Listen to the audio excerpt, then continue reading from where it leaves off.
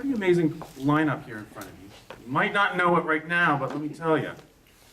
We have over here the wise sage master. The one who doesn't belong. The one who doesn't belong, he says. Oh, so wrong. Rick Myers, who's the screenwriter of Films of Fury, the Kung Fu movie, and also the author of the Films of Fury book, and one of the foremost experts on martial arts cinema. Yes, you are, sir. Yes, yes, you are. We have Richard Ryan, the fight director for Ironclad, Black Knight, Troy, Sherlock Holmes, and he's sporting his nice Sherlock Holmes 2 shirt. Here we have the award recipient from last year, the reigning champion for Best Fight Direction last year at ActionFest for Undisputed 3, Larnell Stovell. Also, be sure to see it tonight or tomorrow. He's also the fight director for Bunraku. And our previously introduced Michael Jai White, the director and actor of Never Back Down 2. So first off, I want to ask, I'm going to start with you, Michael. Influences. Like what were your influences growing up watching fight films? I think, excuse me, I'm going, this is like my little brother right here, right? and he's always with the wisecrack. So like later on, like when he's like holding his head like this, you'll understand what was going on. Well, I mean, like a lot of people, I bet in this room, there's this guy named Bruce Lee. Once he showed up, man, it changed lives. I mean, something about, you know, the self-expression, the technique. It just everything just, you know, captured your imagination. And I think he spoke for so many people. And I think for me, living in an inner city, you search for self-expression yourself, you know, and you need these outlets. And luckily, martial arts was my outlet. You know, I just got into it and never looked back. And I think it's been the one thing that's, you know, kind of been a savior in my lifetime. And I owe a whole lot to the martial arts that I can never pay back, but I'll sure try.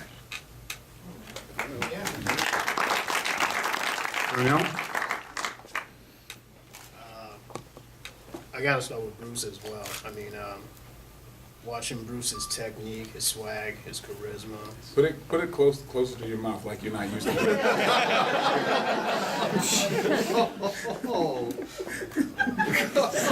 Wow. I'm gonna save that for later. Trust me, it's gonna be good. No, I have to say Bruce as well. I mean, Bruce's swag, his charisma, his power, his intensity, still hasn't been emulated. I mean, people try, but it's so hard to get that package, and he was so ahead of his time. And nowadays, I just watch the trend of the martial arts such as Donnie Yen, who's basically reinventing choreography, taking it to the next level, combining MMA with realistic, gritty fighting. But, you know, we're trying to do that here in America as well and show we have the talent, the actors, the choreographers as well, to get the respect that's known worldwide. But Bruce did start it to make it worldwide, make it a phenomenon in movies and in martial arts schools where people were wanting to be Bruce. So that's definitely one of my biggest influences. And Richard? Same thing. Started off at age 13, sneaking into kung fu movies where you were supposed to be 18 to get in. And mostly they were Bruce's, and started doing karate back in the UK. And then later on, when I went to college, I had the good fortune to be trained by a guy called William Hobbs, who did most of the big sword movies through the 70s and into the 80s. Rob Roy, Three Musketeers. So those would be the two main influences for me. Well, my beard is a little longer than you guys, so it started for me with Sean Connery and Robert Shaw on the train in From Russia with Love. And I instantly knew that that was different than any other fight choreography. Of course, the first stuntman I ever met was Yakima Canutt, because one of my mentors was Charlton Heston's biographer. And so I followed the Westerns, but of course, to make fighting easy in the early days of the Western and the old-fashioned serials, they invented that big roundhouse punch. And suddenly when Robert Shaw and Sean Connery went at it on that train, I said, this is more realistic. I love the old-time serials, but I never believed them. And that led, and Bruce Lee was, I accepted Bruce Lee, but I was more into La Callion, who made 36 Chamber of Shaolin and that sort of stuff. So it started with James Bond and moved on from there for me. All right. Let's hear it for the old people. Yay! So, here, I can direct this to Arnell. What do you look for, I mean, when you're trying to create a fight sequence, what do you try and bring to it as an individual? Like, what kind of style do you think that you have? It depends on the script. If someone hires me, I read the script. No, he had this inside joke. He just kept on me while reading the script. But put it like this: as a fight choreographer, you take what's on the page and you try to put your presence within that. Your presence is your God-given creativities. Undisputed 3, for some of those fights, the words were, "They fight." That's it.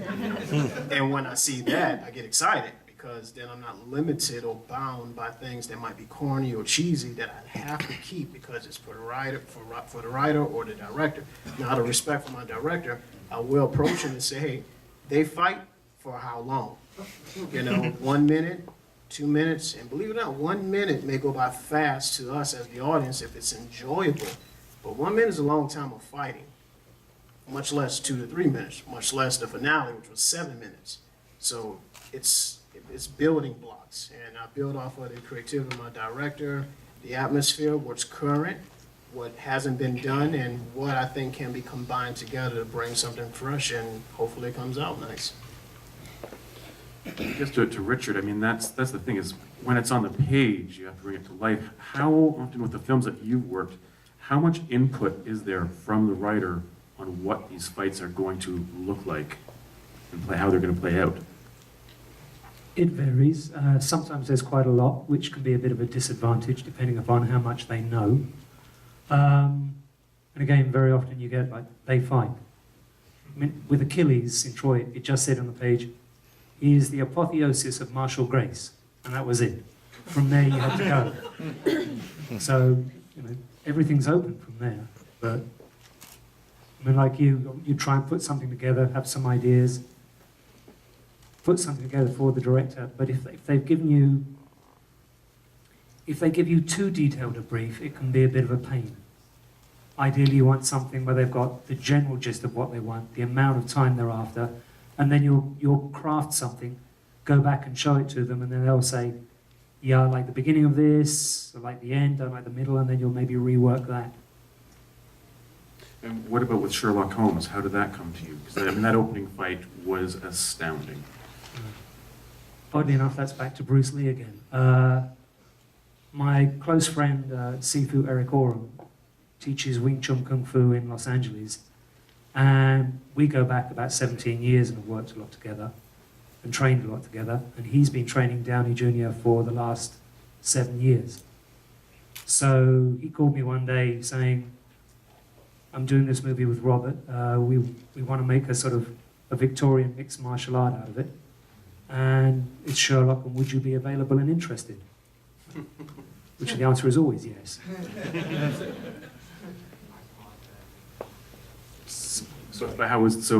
So how much of it was on the page in the script for that fight? Guy Ritchie knew he was going to shoot it on a phantom camera at 3,000 frames a second, so he knew he was going to do stuff where we were going to land blows. So that much we did know. The content of the choreography, no. He just knew that he wanted to have impact. So our first thing was to find ourselves the right stuntman, which was a guy called Dave Garrick, who took all that beating for a day and a half. And at the end of the first day, he looked like a chipmunk with his cheek out here. It's the one and only time. When a stuntman does a good job and they do something, they'll normally get a stunt bump or adjustment. They get a little extra pay. And we gave Dave a very good adjustment.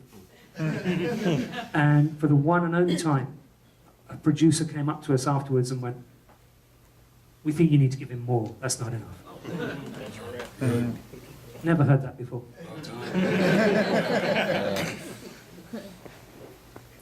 And then, so Michael, I mean, for you, as coming as an actor and also a fighter to a director, what in Never Back Down, did you know how, like, the rough basis for these fights? Like, how it would be thrown down in the ring? Well, yeah. I mean, to piggyback off of things that were, the last question. One of the things I like is that that the personality of the fighter or just the character not be lost in the fight. I feel like traditionally people, there's a lot of times people will fight because it's like it just says fight. I like to go a little bit further and just cupcakes, okay. We're softening you up for the beating later. Mixed muffin arts? Actually, they're mini muffins. Oh God! Oh no! Okay. That's an inside joke. Okay. We might need this explained. Okay. Yeah. Okay. I'll. It was his idea, it wasn't mine. Oh, he's gonna die. He's gonna die. Okay. I mean, my interest into SAG. Oh boy. Did you plan this? I mean, this is ridiculous. How could? Okay. Did he didn't plan this, right, with the muffins, did he? Apparently. He did? He did. Oh my God. Okay. All right. Story. Okay. All right. Good one. Oh, you're gonna get it. Oh my God, you're gonna get it. All right. My interest in the SAG. I did a Burger King mini muffin commercial where I'm dancing around. I'm gonna kill him. He did it. Okay, I'm dancing around and I'm popping these mini muffins in my mouth, and there's an engraving of a muffin in the back of my head.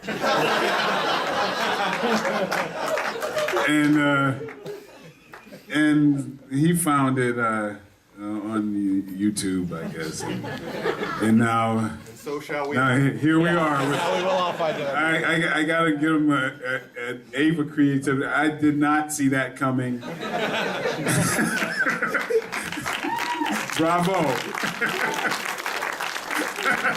You guys have no idea. He's the biggest jokester.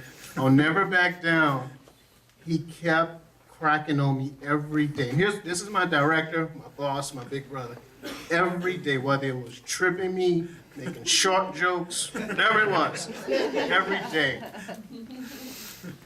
Okay. He got his revenge. I forgot the question. I totally forgot the question. So I think I said something. Getting back to the program. Well, I mean, for me, it's like, well, in any movie I do, I don't plan on fighting the same unless I'm playing the same character. Many times you might have a Robert De Niro or a Jack Nicholson or a Christopher Walken, and they do everything in their manner. They open the door differently. They sit in the car differently. But as soon as they fight, they might fight like everyone else. So can you imagine a Christopher Walken fighting style and a Jack Nicholson versus a Jack Nicholson fighting style? A guy that'll bite you and a guy that will do something that you can't even imagine. You know what I mean? Then there's a dynamic there that really captures you. You get that Ali Frazier thing. There's in having a story within the fight. That's the stuff that interests me. I'm from a theatrical background. I started my career on stage, and also I'm gonna kill him. I'm sorry, but that's my process. I like to try to have the choreography go along with the character. All right, we're going to do a couple more questions. We've got a tight turnaround. We're going to do a couple more questions, and then we'll bring it to the open it to the audience. Rick, I mean, what do you, in American fight films, what do you see that you like? Oh. Might be a loaded question there. No, it's not a loaded question at all. I discussed this, and I like Michael's work. I like your work. I love your work. I've mentioned it all in terms of Kung Fu. Of course, I'm dealing with Kung Fu, which is not martial arts. It's a self-improvement system where the ability to defend yourself comes as a side effect. So I look for that flavor. Kung Fu Panda is the best one, the best Kung Fu movie ever made in America, and to the point where the Chinese government condemned its own cinema industry because they didn't get to it first. But it's true.